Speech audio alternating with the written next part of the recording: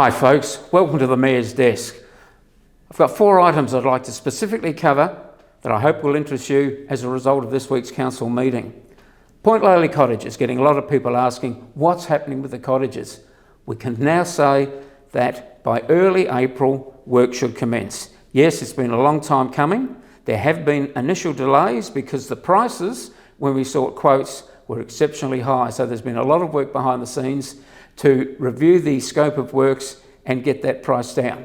But at least the start is just around the corner. So by early April, within about the second week, you should see a lot of action happening out there and we get those beloved cottages back in heritage listing. And that costs extra money to follow those procedures, but it's all going to happen. The airport to passenger screening update. Very briefly, council continues to strongly advocate with the federal government for extra funds to cover the cost of screening. The funds at the moment finish on June 30, so we are pushing a lot of ministers. We've had a lot of meetings with them, and in fact we have now had the latest update is that Homeland Security have agreed to undertake an on-site inspection to see how we operate, to see where we can go in the future. Still a long way to go, but we're at least working on looking for more funding to operate that screening, because we have told Homeland, the government, our ratepayers cannot afford to cover the cost. So it's still ongoing.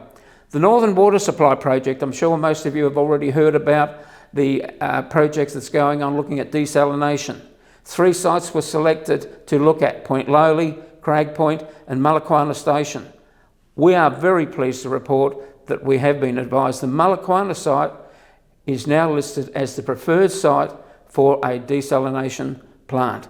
Excellent news to us. It's still a long way to go before the final decisions are made, and we will continue to support that.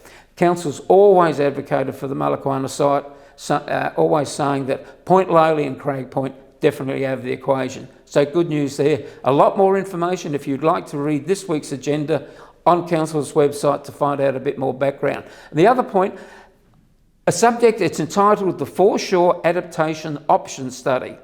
Again, I would recommend anybody that's interested in the future of our foreshore, sand replenishment programs, and some of the big problems that we face with changing climate and sea levels, please read that report.